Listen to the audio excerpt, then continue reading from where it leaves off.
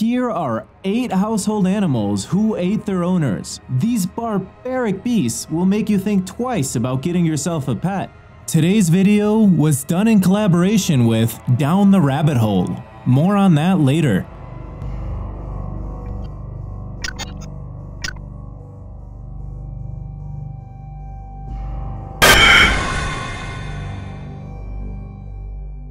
Number 8. The flesh-eating lizards.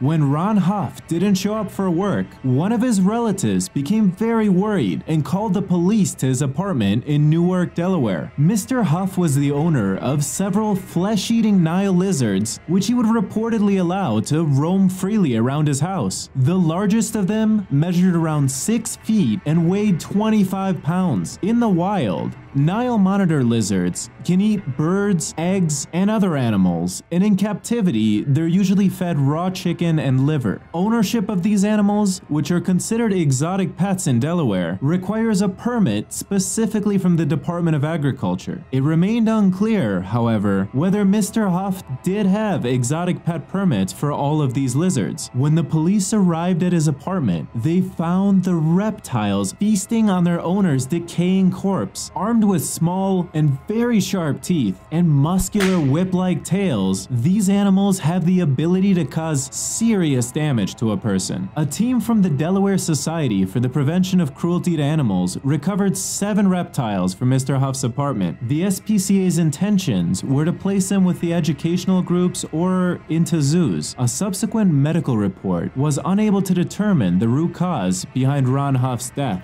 An attack by his beloved lizards was not overruled. Number 7. James Little. The emergency services were called to 61-year-old James Little's Oregon house in March of 2011. This was after a report by the man that his dog had consumed part of his body. According to animal experts, dogs have an instinctual tendency to remove diseased flesh. In accordance with its instinctual behavior, Mr. Little's dog ate 3 of his toes while he slept. The man did suffer from diabetes, and a common symptom of the disease is numbness in the hands or the feet. This was seen as the primary reason why he didn't wake up in screams as a Shiba Inu was eating his flesh. Animal control officers took away the dog and concluded that it didn't pose any threat. And despite losing 3 toes, Mr. Little recovered and decided to put his dog up for adoption. Number 6. Carrie Waldo. 27-year-old Carrie Waldo from Jackson County, Kansas, pled guilty to second-degree child endangerment after the family's pet ferret attacked her infant son. On the 10th of January 2010, the police were called to the residence of Ryan and Carrie Waldo, where they found a 4-month-old covered in blood. The couple told the investigators that they were asleep in the house at the time of the attack and that the ferret had never bitten anyone in the past. After using GPS tracking technology and acquiring cell phone records, the investigators later discovered that the couple had been texting from 2 different locations at the time of the attack. It was also revealed that the ferret had bitten the infant twice in the past, and that the Waldo family was trying to get rid of it and had previously contacted a ferret rescue organization. After seeing his son in a pool of blood, Mr. Waldo threw the ferret into a dishwasher, killing it instantly. The infant was taken to a local hospital in critical condition, with only 2 thumbs and a partial pinky still attached to his hands. 7 of the infant's fingers had to be amputated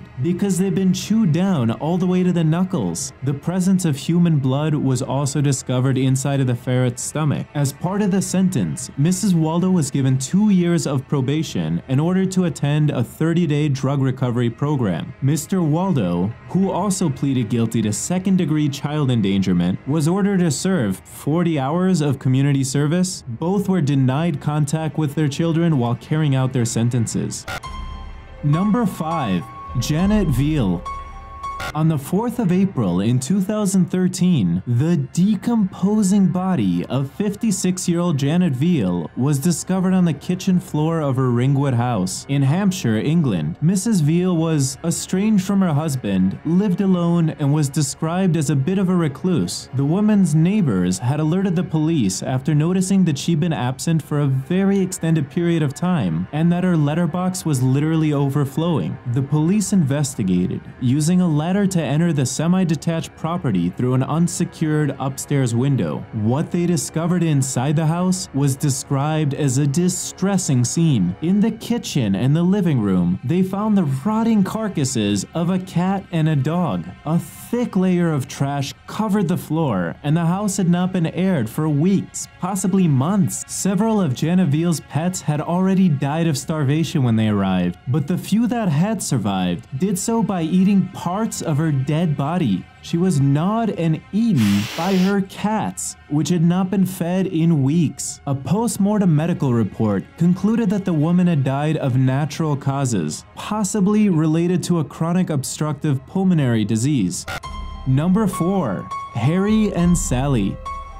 After their 51-year-old owner tragically committed suicide by shooting himself in the face, two pugs named Harry and Sally were forced to eat his remains so that they wouldn't starve to death. They survived by consuming pieces of his brain, his face, and his torso. They were discovered by police in Papillon, a suburb of Omaha, Nebraska, in December of 2009, found several weeks after the time of death that the investigators had determined for their owner. Even though no trace of blood or human tissue was found in the digestive system of either dog, it was the only possible conclusion that the police would arrive to in order to account for the missing body parts in the cadaver. Harry and Sally were taken by the authorities, who wanted to assess the physical and the psychological impact that this ordeal had had on them. After an extended examination, it was concluded that they were in perfect health and that their temperaments were normal. They were deemed eligible for adoption and soon found a new, loving family.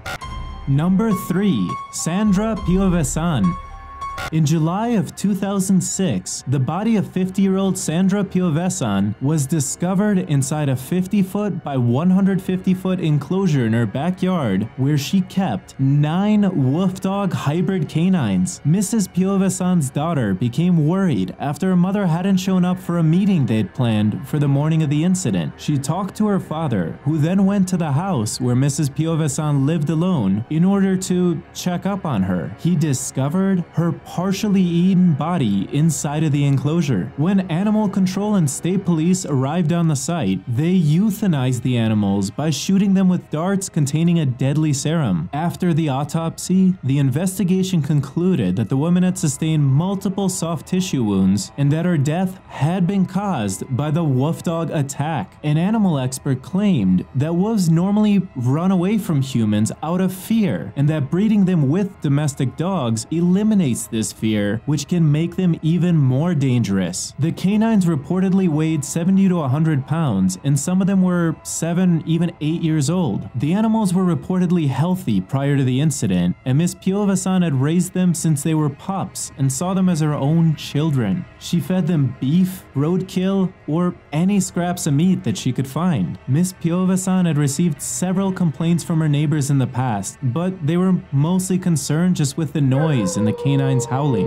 One possible reason for the attack was that the animals were confined to a plot of land that was just too small for them. A pack that size would normally require 50 to 100 square miles in order to roam. Another possibility was that the animals were particularly agitated as the attack had occurred during their mating season. Number 2. Andre Lumbosa.